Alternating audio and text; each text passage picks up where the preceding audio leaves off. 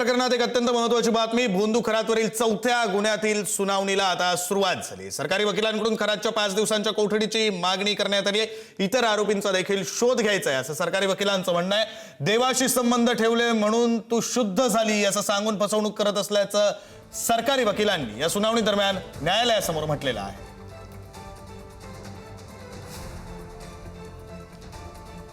खरातच्या 5 दिवसांच्या कोठडीची मागणी करण्यात आलेली आहे। चौथ्या गुन्ह्यावरील सुनावणीला आता सुरुवात झालेली आहे।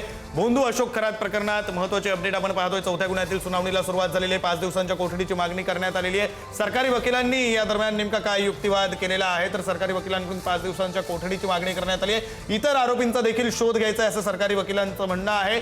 देवाशी संबंध ठेवले म्हणून तू शुद्ध झालीस असं त्यानं महिलांना सांगितलं आणि त्यांची फसवणूक केली असंही सरकारी वकिलांनी म्हटलेलं आहे।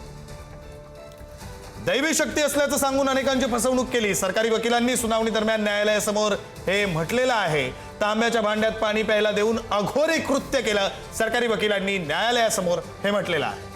खरात पाण्यात काय द्यायचा याचा शोध घ्यायचा आहे सरकारी वकिलांनी हे म्हटलेलं आहे। आणि हा शोध घेण्यासाठी इतर आरोपींना शोधण्यासाठी 5 दिवसांची पोलीस कोठडी सरकारी वकिलांनी मागितलेली आहे। चौथ्या गुन्ह्यासंदर्भातली सुनावणी पार पडते। तांब्याच्या भांड्यामध्ये पाणी प्यायला देऊन तो अघोरी कृत्य करायचा तर खरात पाण्यामध्ये नेमकं काय मिसळायचा, पाण्यात काय असायचं याचा शोध घ्यायचा आहे असं सरकारी वकिलांनी म्हटलेलं आहे। आणि त्यासाठी 5 दिवसांच्या पोलीस कोठडीची मागणी केली आहे। दैवी शक्ती असल्याचं सांगून अनेकांची फसवणूक त्यानं केलेली आहे। महिलांची फसवणूक त्यानं केलेली आहे। महिलांचं लैंगिक शोषण केलेलं आहे। सोबतच आर्थिक फसवणुकीचेही गुन्हे आहेत।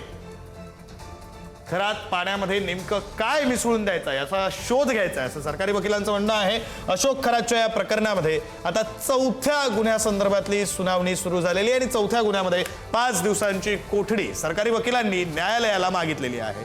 5 दिवसांची कोठडी मागताना सरकारी वकिलांनी नेमकं काय म्हटलंय तर इतर आरोपींचा शोध घ्यायचा आहे। खरात दैवी शक्ती असल्याचं सांगून लैंगिक छळ करायचा। चौथ्या गुन्ह्यात सुद्धा जुनीच कारणं सांगितली जात आहेत असं खरातचे वकील यांचा युक्तिवाद आहे। चौथ्या गुन्ह्यात सुद्धा आधी जी कारणं सांगून पोलीस कोठडी मागितली तीच कारणं सांगितली जात आहेत असं खरातच्या वकिलांचं न्यायालयासमोरचं म्हणणं आहे। चौथ्या गुन्ह्यात सुद्धा जुनीच कारणं सांगितली जात आहेत खरातचे वकील म्हणतात। तर सरकारी वकिलांनी इतर आरोपींना शोधायचं आहे। खरात पाण्यात नेमकं काय मिसळायचं हे शोधायचं आहे आणि त्यासाठी 5 दिवसांची कोठडी द्यावी अशी मागणी केलेली आहे। मात्र खरातचे वकील म्हणतायत की चौथ्या गुन्ह्यात सुद्धा आधी जी कारणं सांगितली, आतापर्यंत पार पडलेल्या सुनावणीमध्ये जी कारणं सांगून पोलीस कोठडी मागितली तीच कारणं सांगितली जात आहेत असं खरातच्या वकिलांचं म्हणणं आहे। आणि 5 दिवसांच्या कोठडीला, पोलीस कोठडीला खरातच्या वकिलांचा विरोध आहे। अर्थात आता या दोन्हीकडच्या सुनावणीनंतर न्यायालय नेमकं काय निर्णय देतं हे पाहणं महत्त्वाचं असणार आहे। चौथ्या गुन्ह्यासंदर्भातली सुनावणी, खरातवर असलेल्या चौथ्या गुन्ह्यासंदर्भातली सुनावणी सध्या न्यायालयामध्ये पार पडते। फिर्यादी वेगवेगळा असून तपास बाकी असल्यानं पोलीस कोठडी द्यावी सरकारी वकिलांचं हे म्हणणं आहे।